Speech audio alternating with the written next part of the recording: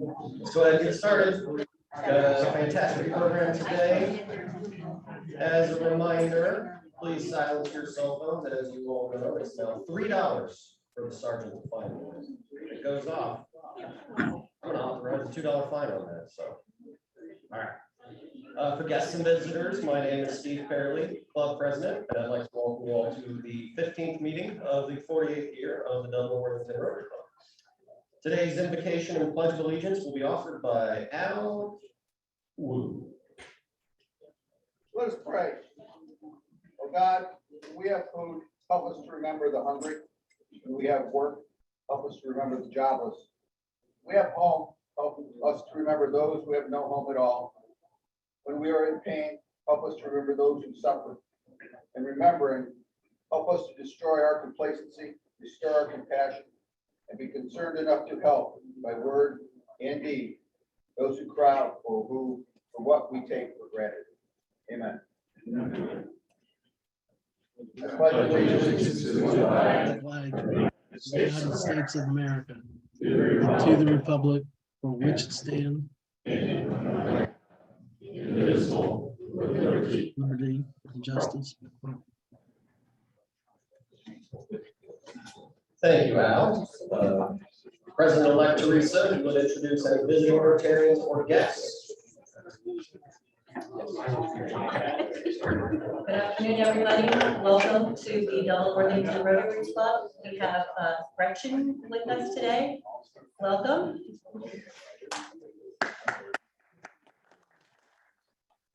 And Henry is a guest today, just coming back with a snap. Welcome, Henry.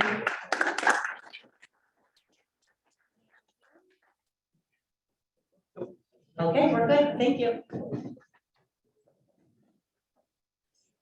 All right, next up is our sergeant, the one and only Jared Katz. Let's give him a big round of applause. He deserves it.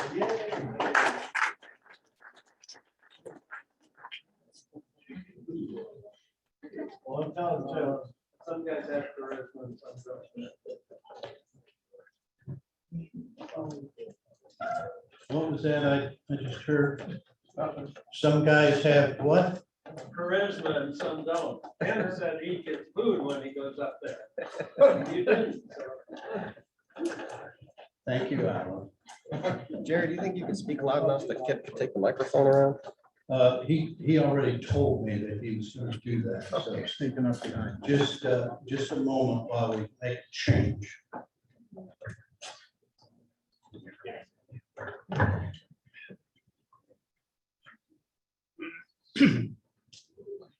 All right. So today is National Pumpkin Day. You probably knew that.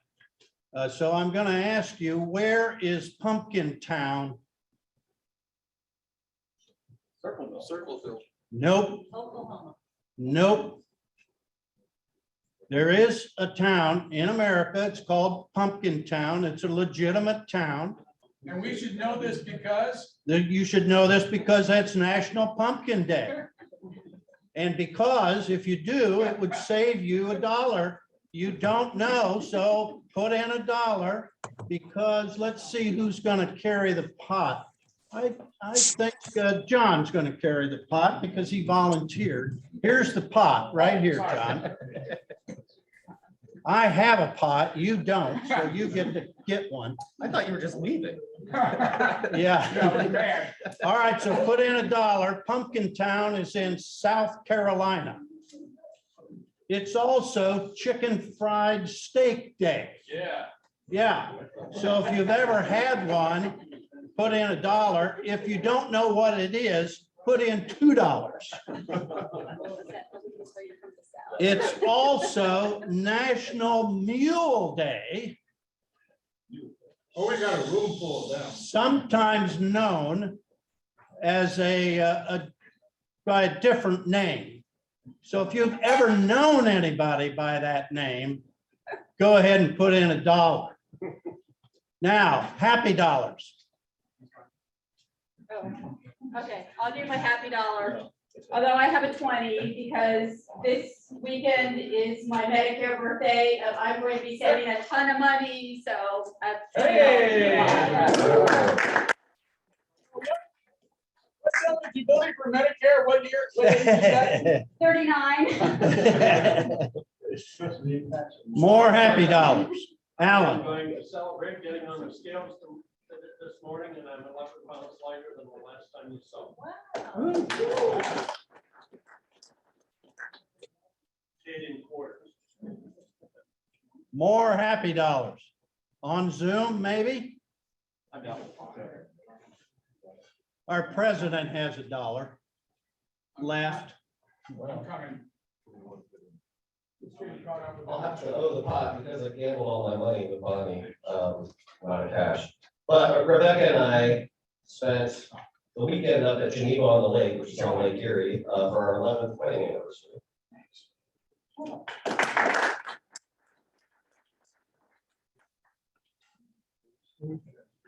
Any more happy dollars?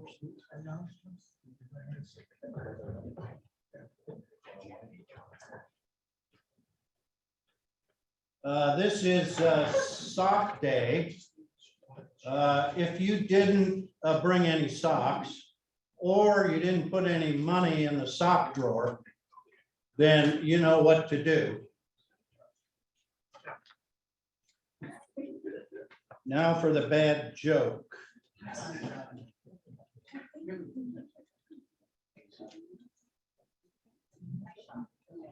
What do sprinters do after a race? Nothing, they're fast.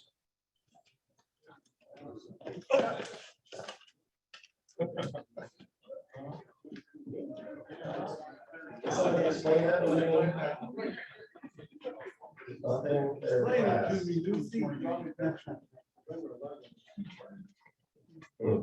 Okay, thank you, Jerry. I'll be thinking about that one all afternoon. All right, announcements. If you have announcements, please make your way to the front of the room. I'll start with anybody on Zoom if they have any announcements. If not, I'll make them for you. Joe Patchen.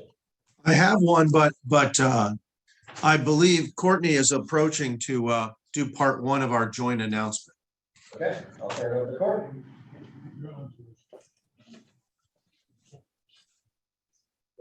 Our international chairman had a really busy day, so I'm not even sure that he's on the tube this morning. But the important thing is the International Services Committee is having a goal-setting meeting tomorrow evening in the room next to where we used to have lunch, next to Steve. And Joe was particularly anxious to invite anybody in our club who would like to sit in with our goal-setting session. His feeling is that we have this wide variety of talented people, and we'd like to be able to partake of all your thinking, all the best thinking of the group. So we're meeting tomorrow night at 6 o'clock for pizza. The goal setting, the work part of it, which may include some brainstorming, will start at 7 o'clock, and we will be done by 8:30. So hope anybody else is certainly welcome to join us. There is Joe here. Yep, it's on. I am. I told Courtney that when he threw it to me, that it would very likely be that I would have nothing further to add. And that is almost true. I would just like to say thank you. And because Courtney's going to help facilitate that brainstorming and goal setting for us. And I'm bringing the pizza, which is almost as important a job. We really would love to have, particularly anybody interested, but particularly our communications folks and the people that can really help us convey what the International Service Committee is up to going forward. So we'd just love to spark some excitement in the wider club and what we do. And we think that might be part one of doing that. Thank you very much, President Steve. Thank you, Courtney and Joe. I'll turn it over to Roger. Thank you. Back in 2003, when Ohio State won the national championship, I hired a guy from Minnesota to paint a picture of Ohio Stadium. Here it is, and a lot of the older guys have seen it. We made about $40,000 on them. I just happen to have 6 left. Sorry about that. I just happen to have 6 left. This one's going to go to our silent auction at Christmas time. But if somebody wants to buy one, we were selling them for $125 each. So, go for it. Thank you, Roger. Thanks. Dick, please come up here. Well, as you know, Halloween is coming up this Monday. And shortly thereafter, it will be November. And it's poinsettia time. Believe it or not, it's poinsettia time. Last year, we literally distributed poinsettias because we didn't really make a lot of money on that. So this year, we are selling poinsettias. Individual plants will be $14 a piece, 10 for $120 or $12 each. So that's groups of 10. We'll start selling them next meeting. Delivery date will be early December.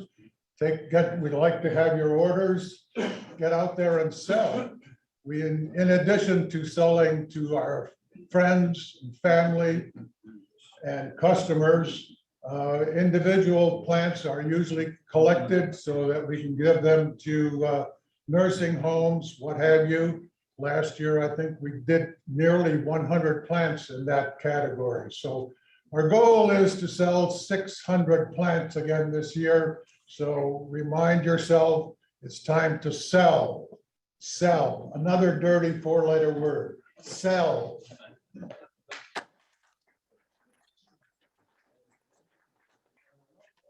I think there was talk that, these plants are $12 or $14 or whatever, but at the store, they would go for what, 30 or 35?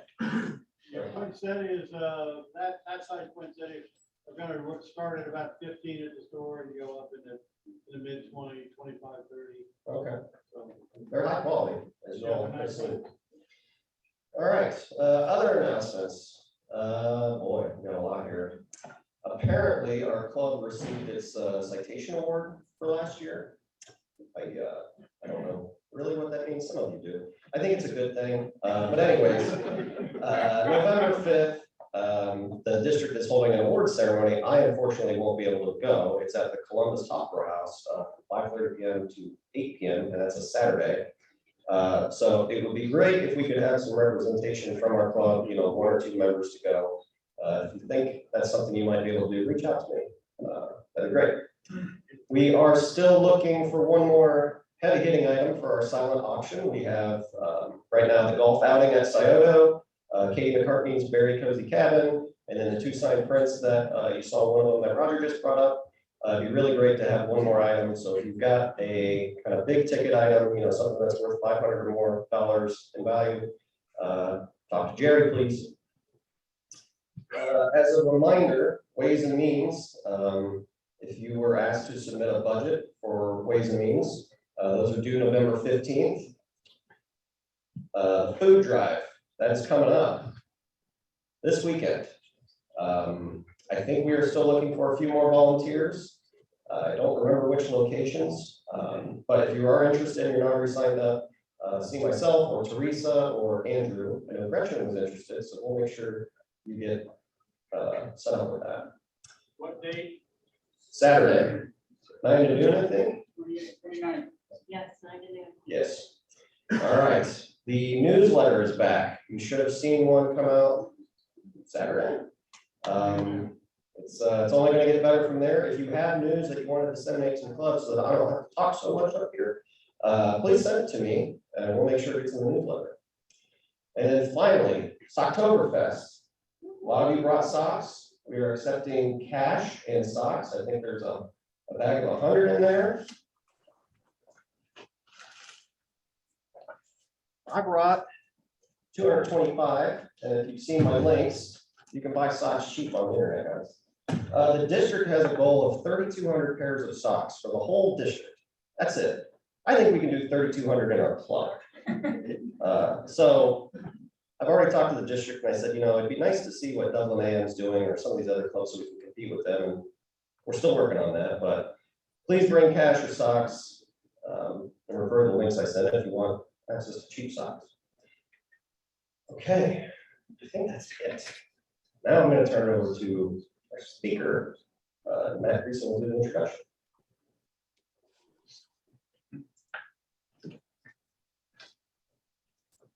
Thank you, Steve, and good afternoon.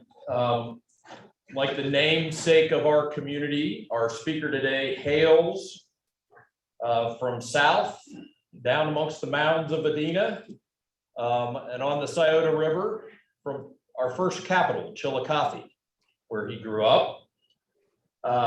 For his educational pursuits, he came north to where Keith Jackson described as the banks of the Olentangy and graduated from the Ohio State University. Later, he also got a master's in public administration from Ohio University, so he's both a Buckeye and a Bobcat. Mr. McCorkle's career took him to state government, where he started as an intern and rose to the ranks of Deputy Director of the Ohio Department of Development. Before coming to the best place he's ever worked, the city of Worthington, where he was hired as first our economic development manager and is now, after 7 years, our assistant city manager, as well as director of economic development. It's my pleasure to introduce my colleague, David McCorkle.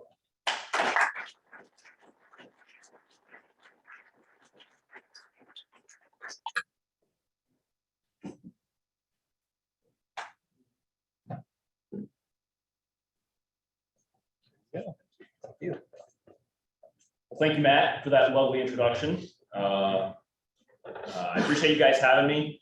So I have been with City of Worthington for about 7 years. I started as an economic development manager, and for about the last 2 years, I have served the city as both an assistant city manager and continue to do economic development for the city. So I appreciate you guys having me, and I appreciate everything you do.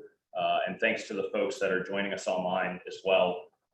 Lots of familiar faces online. So I'm going to just give an update on a couple of the key projects that we've been working on from an economic development perspective in the city, transportation, economic development.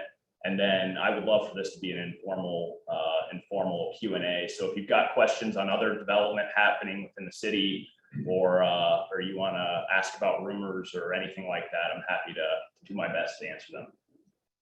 So the first update I'll give. So this is what we call the Northeast Gateway.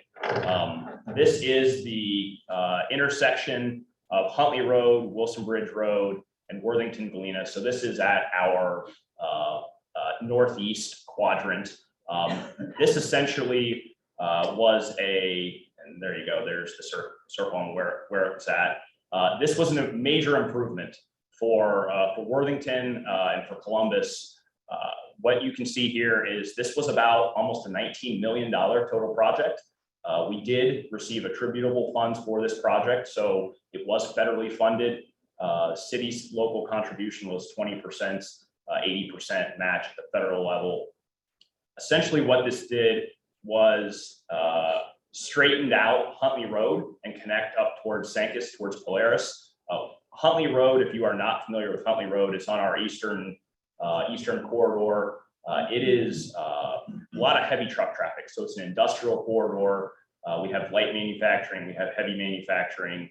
And so not only were we seeing office traffic and residential traffic coming through here from Worthington to Polaris and in between, but we were seeing heavy industrial traffic, semi-truck traffic. And so this project and many of you may have been part of it, but this project was in the works for many, many years. This spring, we actually opened that up. So you do see on the bottom right there, a render. If you have not been through this intersection, please come through it. The congestion has been alleviated significantly, and it is a job well done by all involved. Another update I'd like to give is Olive AI. So if you are not familiar with Olive AI, they are a healthcare technology company. So they do back office automation for some of the largest healthcare systems in the United States. They do not replace back office workers. Instead, it is an artificial intelligence. It is a computer, it's a software that runs in the background of large healthcare systems to help automate and alleviate issues that exist. Examples of this may be when you come in to an office, you're seeing your primary care physician, you scan your insurance card. By the time you walk out, if prescriptions are given, they have already run in the background to see what prescriptions fit within your plan. They have sent the information to the local pharmacist. But they announced earlier this year that they were moving their global headquarters to what is formerly the Anthem Blue Cross Blue Shield building at 6700 North High Street. So this is just north of City Hall on High Street. This building was the former Anthem Blue Cross Blue Shield. It has sat vacant for 3 years, so this was a major win. They are not leasing the building. They actually acquired the entire building. They have plans over the next 10 years to put 500 to 800 employees into this building. So you may have heard recently in some publications that Olive AI has laid off a portion of their workforce. That is true. Olive is a national company. They had about 1,200 employees. They did lay off about, I think about 300-400 employees. The impact of those locally was minimal. There were some layoffs that occurred locally. Most of those occurred nationally. They have a very strong remote workforce, and so they did downsize. We anticipate, though, what is now a vacant building, mostly vacant building, by Q1, Q2 of next year, they will have moved several hundred of their Columbus-based employment into that, and then we'll start to see growth come into that building. So we're very excited about it. You can see here, that's actually the signage package that they were approved for. So it's a large, it's about 75 feet long. It's a large monument sign that will brand the building. It also cuts up, if you're familiar with the building, there's a large lawn in front of this particular property.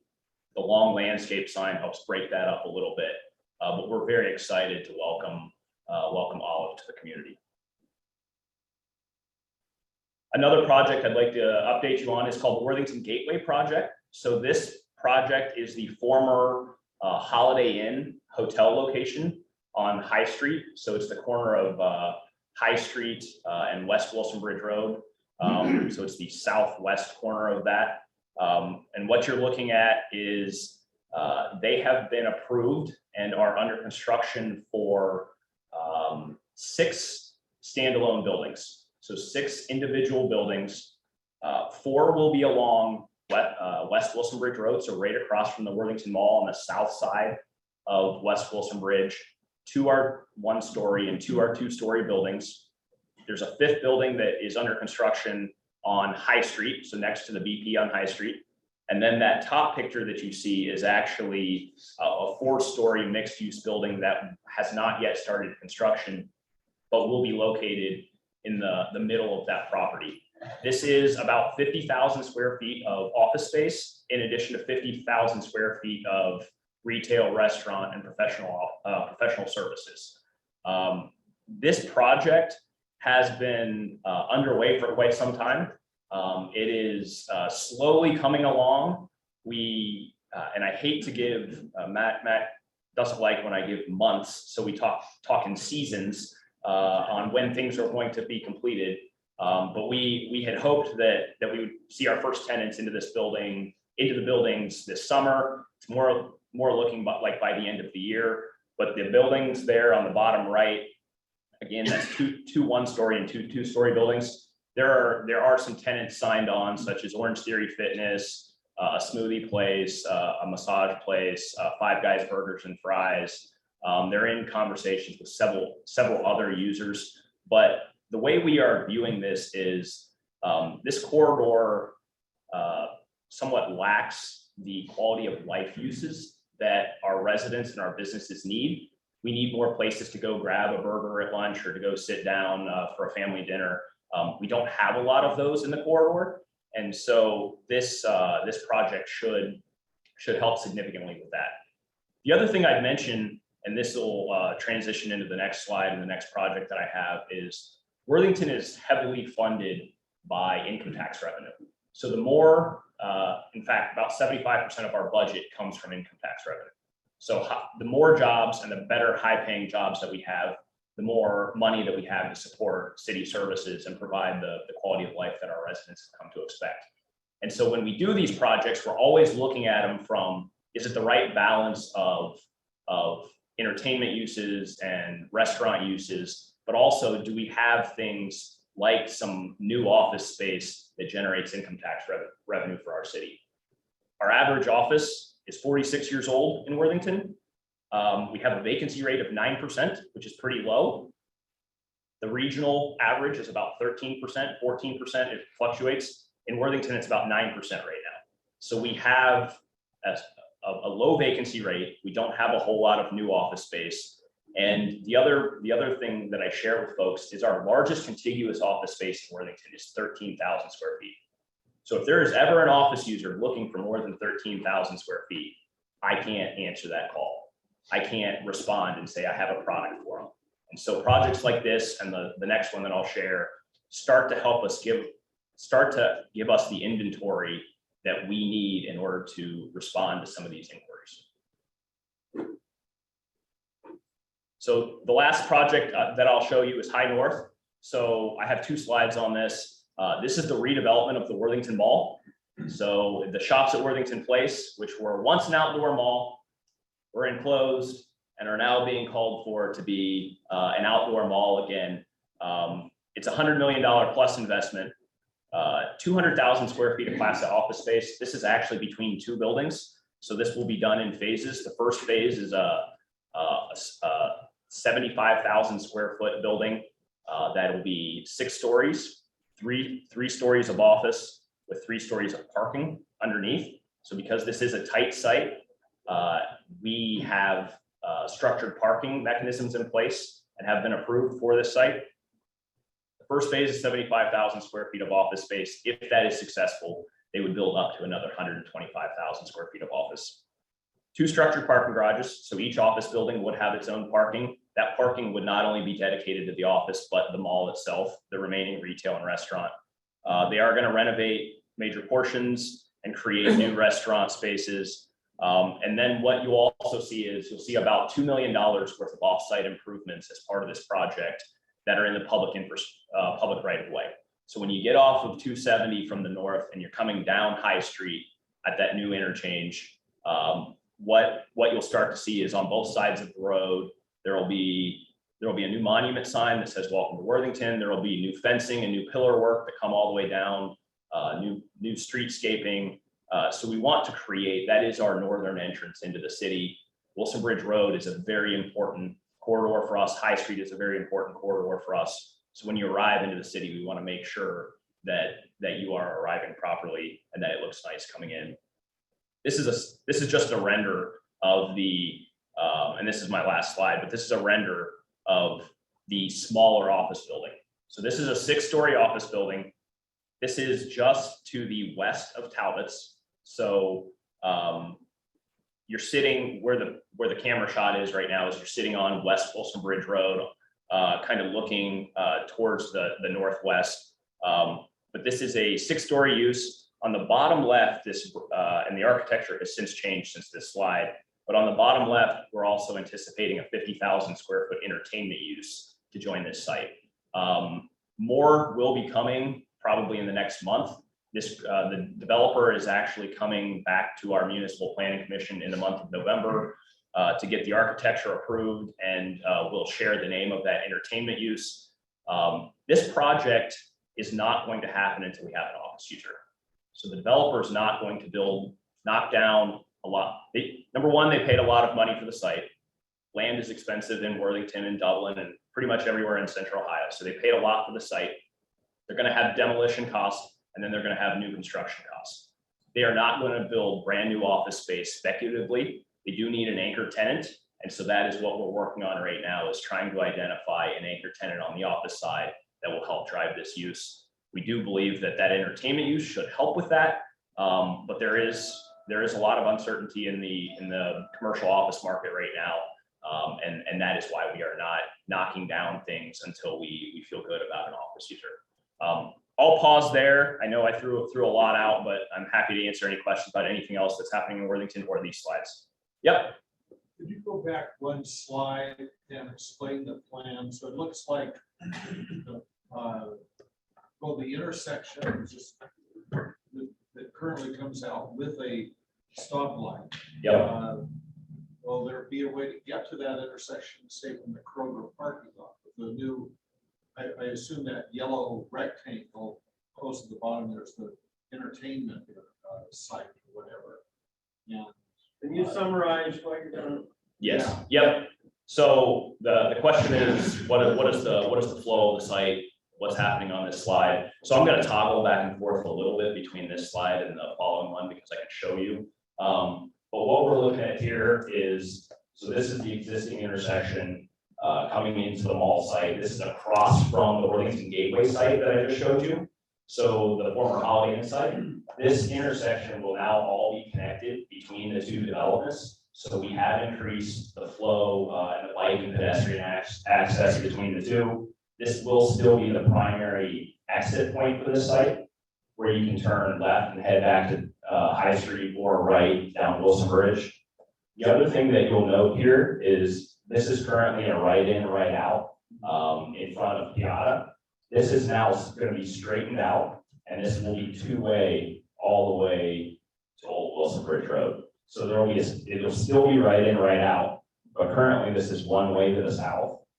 Now it'll be two-way, and so if you're entering from this location, you'll be able to enter and come and park and access any of these things on the east side of the site, or eventually the future office building. This is the entertainment use that we talked about, so to orient you a little bit, this is a 50,000 square foot entertainment use.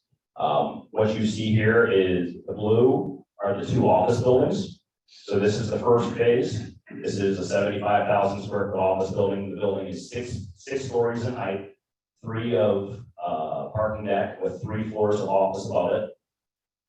This could be, 8, 9, 10 stories, but would be, and so it would be Worthington's largest office building at Worthington's highest point.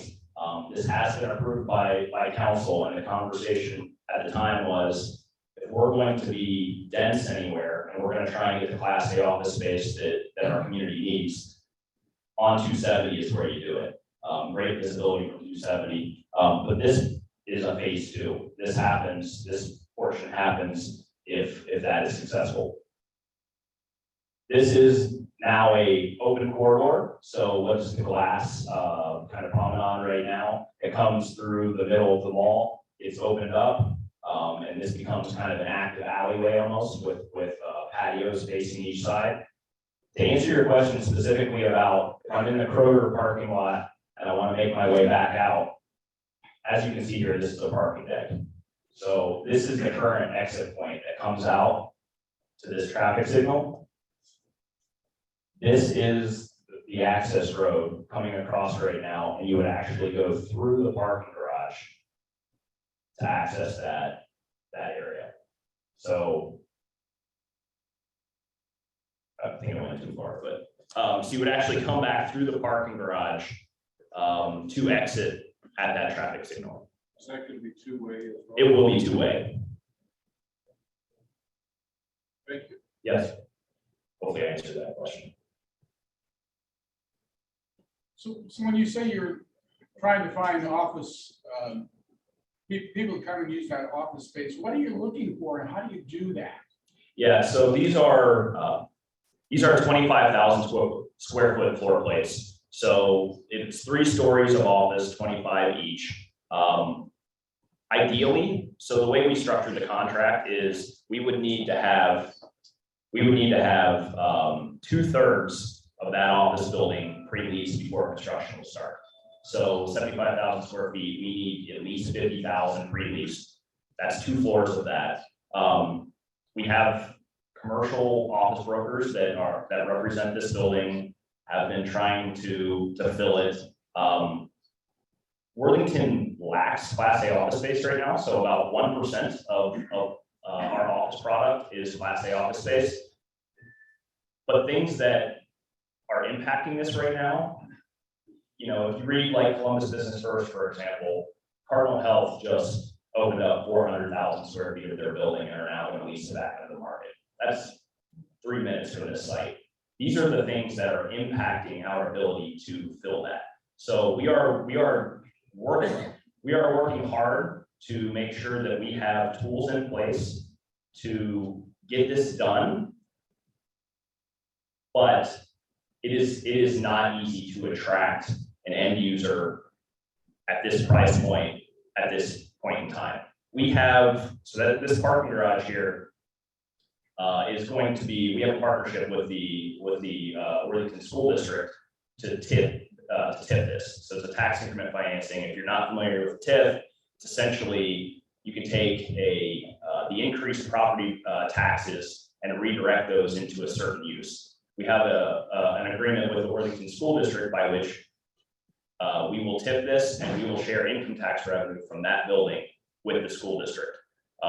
That's a mechanism to get the garage done. We have income tax grants that we're using to try and attract office users to this space. John, this is some of the most expensive space though in Columbus. And it's that expensive because land is expensive, construction costs are going up, interest rates are going up. And so that's why, I mean, quite honestly, that's why this hasn't happened yet. We're hopeful that our central location, our proximity to the region's workforce, to 270, that will start to drive users to this, but that's why we haven't had a user yet. We have tools in place. We're doing our, we've pretty much done all the due diligence we can to position the space, but ultimately we got to get a user and we got to figure out a way to do that. What can you tell us about the considerations of what I think is a current trend of fewer people going into offices? Yeah, so the question is on remote work, hybrid work. So that certainly impacts this. What I will say is Worthington's location, Dublin's location, these are the things that they have going for them. We chased a user, a large office user that was, we finished second for this user, for the office building. But what they were doing was they were actually shrinking from 200,000 square feet of space that they needed into about 100,000 square feet. So they took a look at their employment model and they said, we don't need the same amount of square footage. We have employees working hybrid half the time. We still want a place for our employees to go. We still want meeting space, a central location. And so they are looking at where is the geographic center of my workforce? Is it close to amenities? Is it close to restaurants? So this meets all of those, but what we have to do is we have to find a user that they may be shrinking into our building. They may be bigger than they are right now. We're probably not going to be able to go out and find a 75,000 square foot user. There's just not a lot of them that exist anymore. And so the floor plates have been split up in a way that maybe we're going after 325,000 square foot users and multi-tenanting the building when 3 years ago, we were going after a single 75,000 square foot user. There is still a flight to quality. Employers want to be close to things for their employees to do. And that's why we have talked about the employment use or the entertainment use that is part of this and elevating our restaurants and our retail space. But, you know, it's hard right now. There's a lot of unknowns with employers. We have to find employers that are willing to pay the premium for location and the quality of services that are there, but it has created a ton of uncertainty. So four hands shoot at the same time. There seems to be a lot of vacancy in the retail market. What is the overall demand and supply factor that you're competing in this north? Yeah, so the question was about retail demand. Well, that's, I think part of the response is this is why we're pivoting away from a traditional bricks and mortar retail location of a traditional mall. We have seen more interest in experiential retail, so things for people to do. You're not just going in and buying something, you're actually doing something. What we're also going to be seeing as part of this is some of the traditional bricks and mortar retail locations may be replaced with professional services, spa type, salon type uses. Our old Worthington has pretty strong retail, but we have seen again a pivot towards experiential retail. We have things where people can come in and paint or build something, or it's not traditional retail. I don't know if that answers your question, but is there a vacancy up in this area, a statistic that says, hey, are at 78% capacity and we have this shopping center pretty vacant and then?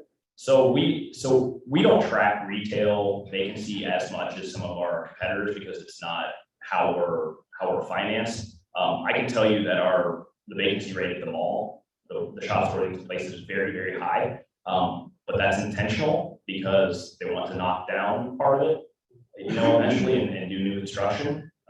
So our vacancy rate in Old Worthington, we have one vacancy in Old Worthington, it's the Worthington Inn. That is, and it has been vacant for a couple of years. We have pretty low vacancy down there. Experiential retail has helped with that. The mall, it's been emptied out, but it's kind of been emptied out intentionally. We don't track retail probably vacancy rates nearly as much as what I track industrial and office vacancy rates, just because the retail component with income tax revenue is not as impactful for us from an income tax revenue collection. What about Worthington Children's Home Plan? It is under pending litigation. So the question was about the UMCH property. I don't have a lot to report on that. It truly is under pending litigation. The city was sued by Lifestyle Communities, and that is, I expect that to be the case for the foreseeable future. Yeah, were there any energy considerations on the construction of this building? We're working on several properties for JP Morgan Chase that are putting in tens of millions of dollars in solar carports, which power 3/4 of their entire facilities. Something like that may be an attraction to a new plant. So the question was about sustainability components. Yes, so we actually have, that was part of. Are you familiar with PACE, Property Assessed Clean Energy? Yeah. So commercial PACE is a way to finance energy efficiency improvements in a building. We have asked them to consider PACE. They may actually consider PACE in their capital stack. We also, as part of our contract with the developer, one of the exhibits is all around sustainability. In full disclosure, it's not very specific. It asks for them to consider a lot of things. It doesn't require them. As you probably know, a lot of the things that we're talking about, like solar, like a solar array, they are attractive to an end user, but they may send construction costs even higher than what they are. We had to work very hard with the Worthington School District and the developer to get this to pencil. And so while Batteries died. I'll talk louder. So while sustainability is a very central point and focal point on what we want to see, we were not specific in requiring solar arrays. They have said that they would consider doing something like that if the tenant was interested in something like that. But I don't think they're going to proactively include it without an end user saying this is important to us. Really high. That's right. How will all this affect traffic on 270, which is already a mess, from 270 east to 71 north? And is there a fix in place for that, or plans in place? So the question was about traffic, how this will make traffic better. No. Traffic at the corner of, for us, traffic at the corner of High Street and Wilson Bridge and 270 continues to be congested, and we know that a full traffic analysis was done as part of this project. At one point, the shops at Worthington Place were doing very well and did have a lot of traffic. And so what the traffic analysis does is it takes into account when that was at, when the shops at Worthington Place are full and there are cars coming and going from that, what is the impact on this intersection as opposed to what it would be with this fully developed? I think it went from a bad intersection to a equally bad intersection. That's what I'm gonna goof up on what the actual things were, but I think this is it's like a D intersection and it remains a D. It is not, this is not going to help the intersection. It's not going to hurt the intersection. Did you have a second part to the question? There seems to be a much bigger problem on 270, immediately to the north of this. So 270 east goes into 71 north. There needs to be a second exit. Yeah. So what you're talking about is something that we have responded to recently as a city, a second eastbound, a second lane on 270 that heads on 71 northbound. We have supported and sent a letter in support of a study for that, because that is the first step, is they're actually going to study it. The city of Worthington did send a support letter. We also had multiple employers that have sent a similar letter asking for that to be studied. Trent, did you have a question? Yeah, two quick questions. One, on a project across the street, it at one point, I thought included a hotel, no longer includes a hotel. Is that accurate? That's correct. So this where this 4-story building was originally going to be where the 4-story building was originally going to be a hotel. That is no longer going to be a hotel. It is restaurant on the first floor and 3 floors of commercial office space. Okay, and then is there hope on the horizon for the Worthington Inn? So the question is there hope for the Worthington Inn? Yeah, so the second and third floor, a lot of people don't know, the second and third floor of the Worthington Inn were actually acquired by a private individual who is condominiumizing the second and third floor. What we continue to want to see is a restaurant on the first floor. Numerous restaurant users have looked at that space. I can't say that we're close. What I will say is there was also a proposal, or at least a light discussion, about a boutique hotel on West New England Avenue. So if you're not familiar with this, it is called where the Snow House is located in Old Worthington. There, we never received a formal application, but we did receive kind of some renders of a 3-story boutique hotel in Old Worthington, where wrapping around the existing Snow House property. And what we were told, because it's the same ownership group of the Worthington Inn, is that the first floor space of the Worthington Inn would be hotel operator. They would be the food and beverage component of that boutique hotel. That hotel, we have not really heard anything from them recently. I am very hopeful that we can fill the Worthington Inn space. It's been sitting now for 2 years vacant. It has had a ton of people interested, but I think the ownership group is looking for the right fit, their patient money, which is unfortunate for the city when we want to fill that space. So no definitive end user in sight, but we have added some really quality restaurants in Old Worthington in the last few months. I encourage you guys to check them out. I think we can take one more question. What current tenants are you gonna lose at the shops?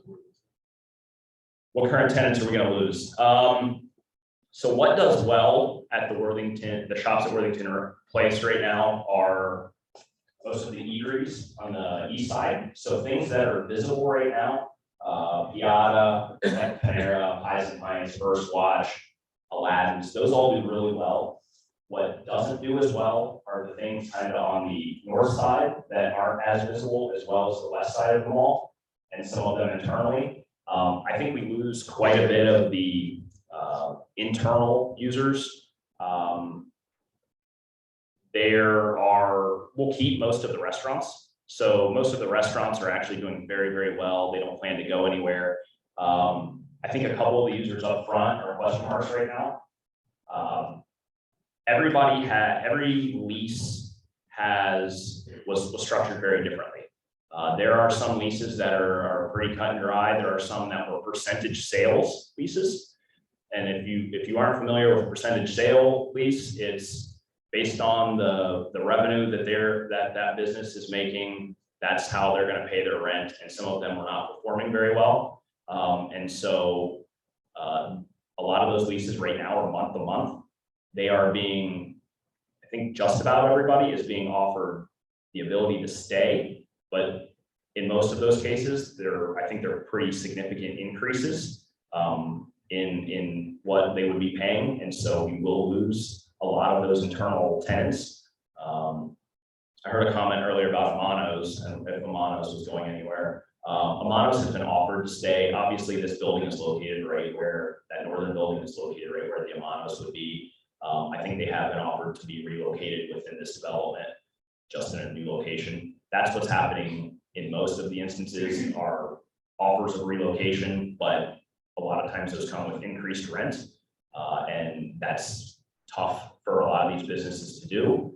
And so what my ask of the developer was, if there are any tenants that aren't able to find or aren't able to pay what they're asking, and there's a lot of them, please at least connect me and let me see if I can find somewhere else in Worthington or nearby areas to get them to land. But we will lose a lot of tenants probably. I think I'm out of time. Thank you.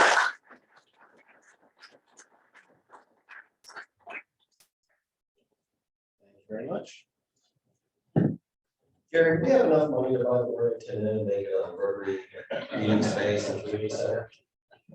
We don't have enough money, but we have a borrowing power that's out the out the stack. So we can do that. If only there were any bankers in our group. All right, Teresa's got an updated announcement real quick.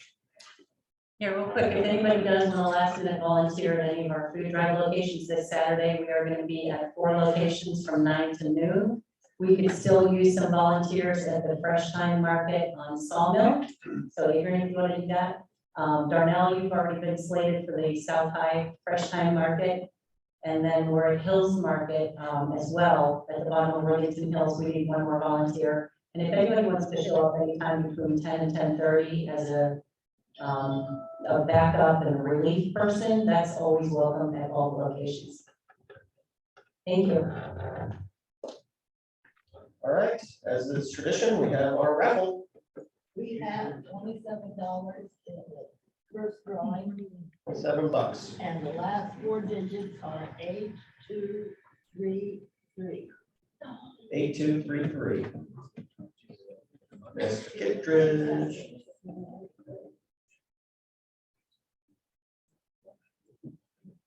And the ace of spades is $164. Ooh, $164 in the ace of spades. You feel very well.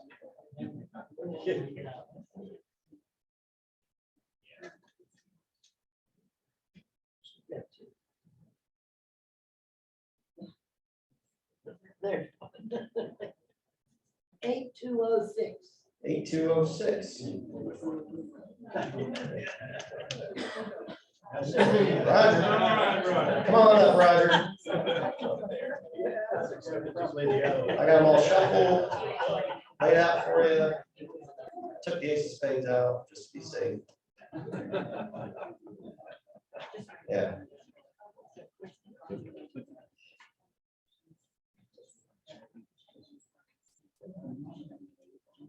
All right, one.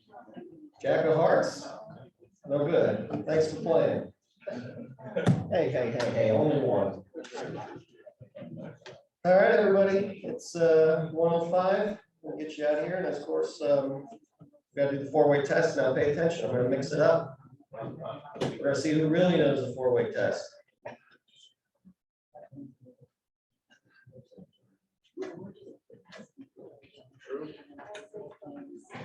All right, of the things we think, say, and do, first is the truth. Third will be build better friendships. Will be beneficial. And second is it fair? All right. Thanks a lot, everybody. Have a great rest of your week. As a reminder, please unsilence your cell phones and don't forget to put your badge back in the box.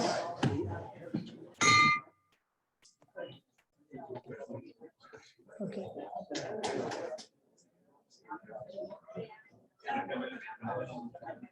I think you emailed. I don't think you did. Yeah.